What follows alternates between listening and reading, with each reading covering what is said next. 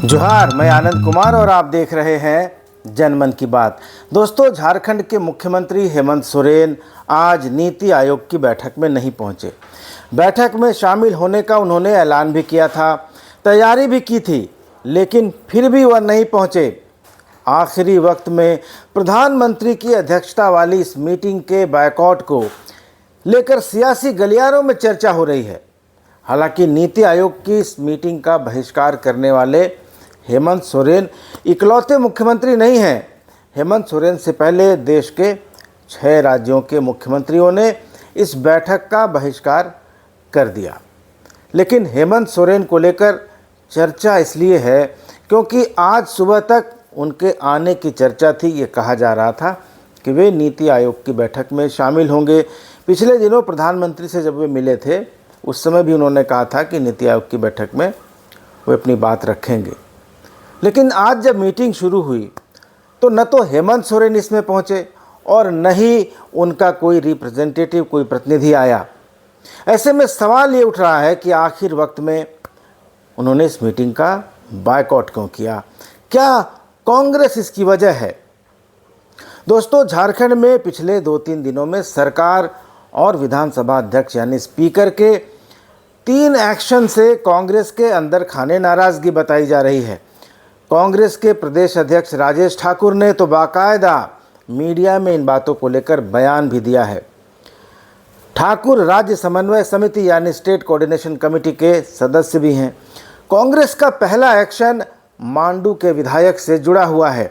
हजारीबाग के मांडू जो विधानसभा क्षेत्र है, वहां से बीजेपी के विधायक जयप्रकाश भाई पटेल लोकसभा चुनाव के समय कांग्रेस में शामिल हो गए और बीजेपी के कैंडिडेट के खिलाफ लोकसभा का चुनाव लड़ गए। हालांकि पटेल हार गए, लेकिन इससे पहले ही बीजेपी उनकी सदस्यता रद्द करवाने के लिए स्पीकर के पास जा चुकी थी। इसके लिए दल बदल कानून का सहारा लिया गया, केस किया गया। स्पीकर ने मात्र 1 महीने के भीतर ही जयप्रकाश भाई पटेल की सदस्यता रद्द कर दी और 26 जुलाई की तिथि से उनकी सदस्यता रद्द करने का फैसला किया गया। अब कांग्रेस स्पीकर के इस फैसले से नाराज़ है। कांग्रेस पार्टी का तर्क है कि आने वाले 2 महीने में विधानसभा का चुनाव होना है और पटेल की सदस्यता रद्द करने का मामला सुनवाई के नाम पर टाला जा सकता था। तत्काल फैसला लेने की कोई ज़रूरत नहीं थी और पार्टी का कहना है कि इस मामले में न तो सरकार ने और न ही स्पीकर ने उससे किसी तरह का सलाह मशविरा किया। जबकि 24 जुलाई को ही कांग्रेस के प्रदेश प्रभारी गुलाम अहमद मीर और कांग्रेस के प्रदेश अध्यक्ष राजेश ठाकुर ने मुख्यमंत्री से मुलाकात की थी। कांग्रेस पार्टी का यह भी कहना है कि जब बागियों पर कार्रवाई हुई तो जेपी पटेल और लोबिन हेम्ब्रम के खिलाफ तो कार्रवाई हो गई, उनकी सदस्यता रद्द हो गई, क्योंकि लोबिन ने जेएमएम के प्रत्याशी के खिलाफ बागी होकर चुनाव लड़ा था। लेकिन लोहरदगा से कांग्रेस के खिलाफ चुनाव मैदान में उतरे चमरा लिंडा की सदस्यता क्यों नहीं रद्द कराई गई? चमरा लिंडा तो लोहरदगा से कांग्रेस के उम्मीदवार सुखदेव भगत के खिलाफ बागी होकर मैदान में उतरे थे। हालांकि चमरा लिंडा हार गए थे और सुखदेव भगत जीत गए थे, लेकिन चमरा लिंडा पर कार्रवाई नहीं होने को लेकर कांग्रेस ने सवाल उठाए हैं। प्रदेश कांग्रेस अध्यक्ष राजेश ठाकुर ने जयप्रकाश भाई पटेल की विधायकी खत्म किए जाने पर आपत्ति जताई है और उनके मुताबिक स्पीकर रविंद्रनाथ महतो ने जल्दबाजी में यह फैसला लिया है। नियमतः पटेल को न्यायाधिकरण के समक्ष अपनी बात रखने का पूरा मौका देना चाहिए था और जल्दबाजी में उनको डिस्क्वालीफाई करना सही नहीं है। राजेश ठाकुर ने सवाल उठाया कि अगर जेपी पटेल पर स्पीकर ने फैसला दे दिया तो बाबूलाल मरांडी की सदस्यता को लेकर भी उनको अपना फैसला देना चाहिए था। बाबूलाल मरांडी का तो मामला 4 साल से अधिक पुराना है और स्पीकर इस पर अपनी सुनवाई पूरी कर चुके हैं, अपना फैसला उन्होंने रिजर्व रखा है। तो जेपी पटेल और लोबिन हेम्ब्रम के साथ बाबूलाल मरांडी का फैसला भी हो जाना चाहिए था। तो इन सब बातों को लेकर राजेश ठाकुर ने नाराज़गी जताई है। कांग्रेस की नाराज़गी की दूसरी वजह ग्रामीण विकास मंत्री इरफान अंसारी के फैसले पर रोक लगाने का है। इरफान अंसारी ने ग्रामीण विकास विभाग के अंतर्गत 61 वीडियो का ट्रांसफ़र किया था, उनके विभाग ने किया था और मंत्री के नाते इरफान अंसारी ने उस पर दस्तखत भी किए होंगे। लेकिन इस फैसले को कथित रूप से मुख्यमंत्री कार्यालय के आदेश पर रद्द कर दिया गया। वीडियो के तबादले को लेकर सत्ता पक्ष के विधायकों में नाराजगी भी थी। 25 जुलाई को सत्ता पक्ष के विधायकों की बैठक में मुख्यमंत्री हेमंत सोरेन की मौजूदगी में कांग्रेस और जेएमएम के कुछ विधायकों ने तबादले पर आपत्ति जताते हुए कहा था कि ऐसे कई वीडियो हैं जिनको पोस्टिंग हुए 3-4 महीने हुए थे और 3-4 महीने के भीतर ही उनको बदल दिया गया है। विधायकों ने यह भी कहा था कि उनके इलाके के वीडियो के ट्रांसफ़र पोस्टिंग में उनसे कोई राय नहीं ली गई, उनसे कुछ नहीं पूछा गया। लेकिन अपने मंत्री के विभाग में कथित रूप से दखल दिए जाने को लेकर कांग्रेस का नेतृत्व खुश नहीं बताया जा रहा है। ये कहा जा रहा है कि कांग्रेस के मंत्री के विभाग में दखल अंदाजी करना सही नहीं है। कांग्रेस की नाराजगी का तीसरा कारण है झारखंड के डीजीपी अजय कुमार सिंह का ट्रांसफ़र। पार्टी के प्रदेश अध्यक्ष राजेश ठाकुर ने कहा है कि बड़े फैसले लेने के पहले राय शुमारी की जानी ज़रूरी है। ठाकुर ने कहा कि राज्य में कानून व्यवस्था की स्थिति इतनी भी ज़्यादा बुरी नहीं थी कि डीजीपी जो कि परमानेंट डीजीपी थे उनको हटाकर एक प्रभारी डीजीपी की नियुक्ति करनी पड़े। ऐसे निर्णय में सरकार के सहयोगी होने के नाते भी हमसे कोई बात नहीं की गई। राजेश ठाकुर ने कहा कि गठबंधन की सरकार में बड़े फैसलों पर चर्चा होती है, लेकिन हमें अब तक इस सब्जेक्ट पर, इस मुद्दे पर कोई जानकारी नहीं है कि आखिर क्यों एक रेगुलर डीजीपी को बदलकर एक प्रभारी डीजीपी को राज्य की कानून व्यवस्था की जिम्मेदारी दी गई है। दोस्तों, ममता बनर्जी को छोड़कर इंडिया गठबंधन के 6 मुख्यमंत्रियों ने आज नीति आयोग की मीटिंग का बहिष्कार किया। दिल्ली में इंडिया गठबंधन के नेताओं की मीटिंग के बाद बहिष्कार का यह फैसला लिया गया था। इनमें 3 राज्य हिमाचल, तेलंगाना और कर्नाटक कांग्रेस के शासित राज्य हैं। केरल के पी विजयन, तमिलनाडु के एम के स्टालिन और पंजाब के भगवंत मान ने भी इस मीटिंग का बहिष्कार कर दिया है। हालांकि ममता बनर्जी मीटिंग में तो गई, लेकिन बाद में उन्होंने माइक बंद किए जाने का और बोलने नहीं देने का आरोप लगाते हुए भरी मीटिंग का बहिष्कार कर दिया।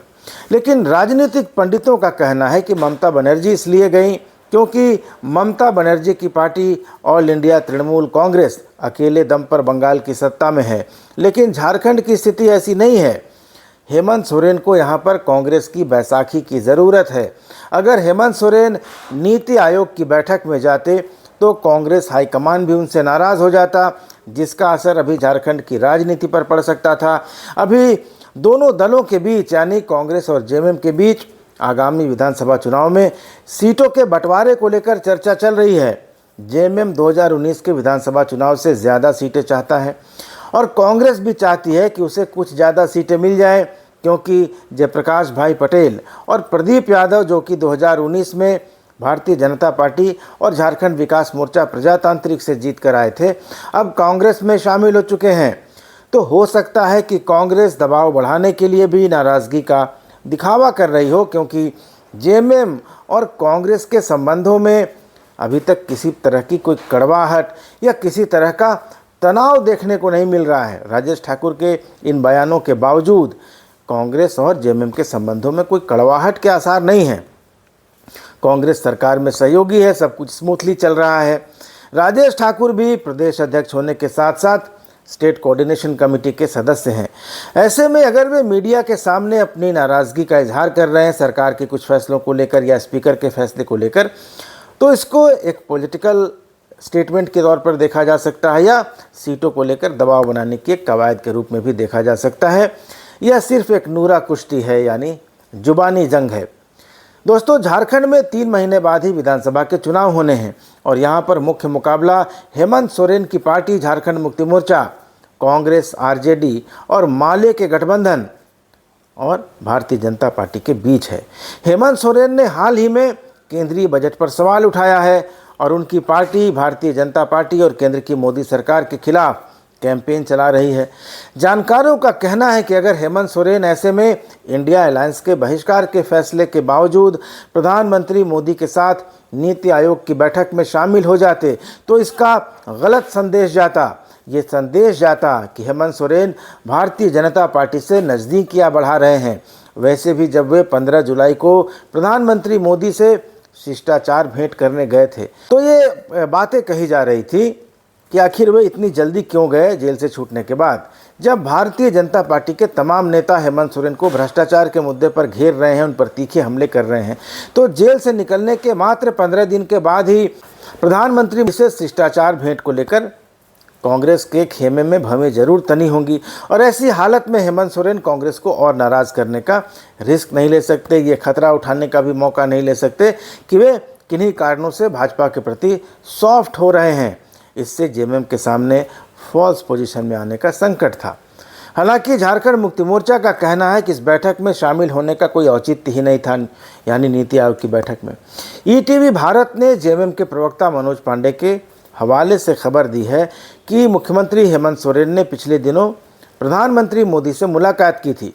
वह चाहते थे कि केंद्रीय बजट से पहले नीति आयोग की बैठक हो, उसमें राज्य हित की बात हो, ताकि उसी आधार पर बजट में झारखंड को हिस्सेदारी मिल सके। लेकिन केंद्र सरकार ने 2 राज्यों बिहार और आंध्र प्रदेश को छोड़कर और ख़ास करके गैर बीजेपी शासित राज्यों के साथ सौतेला व्यवहार किया। यहाँ तक कि झारखंड का जो केंद्र के पास बकाया है उसे देने का भी कोई प्रावधान, कोई तरीका सामने नहीं आया। इसलिए मुख्यमंत्री हेमंत सोरेन के बैठक में शामिल नहीं होने का जो फैसला है वो तर्कसंगत है, लॉजिकल है। जेएमएम प्रवक्ता ने यहाँ तक कहा कि गैर भाजपा शासित राज्यों की अनदेखी की वजह से इंडिया गठबंधन वाले राज्यों ने पहले ही इसके बायकॉट की घोषणा कर दी थी। तो दोस्तों, बहरहाल कारण जो भी रहा हो, लेकिन हेमंत सरकार और स्पीकर के फैसलों पर कांग्रेस की ओर से आ रही लगातार प्रतिक्रियाओं ने अटकलों को जन्म दे दिया है कि क्या जेएमएम और कांग्रेस के बीच सब कुछ सही चल रहा है। दोस्तों, आपको क्या लगता है कि क्या झारखंड मुक्ति मोर्चा और कांग्रेस के बीच सब कुछ सही है? अपनी प्रतिक्रिया ज़रूर दीजिएगा। चैनल को सब्सक्राइब भी कर लीजिएगा। अगले वीडियो में मिलेंगे, तब तक इजाज़त दीजिए। धन्यवाद, नमस्कार।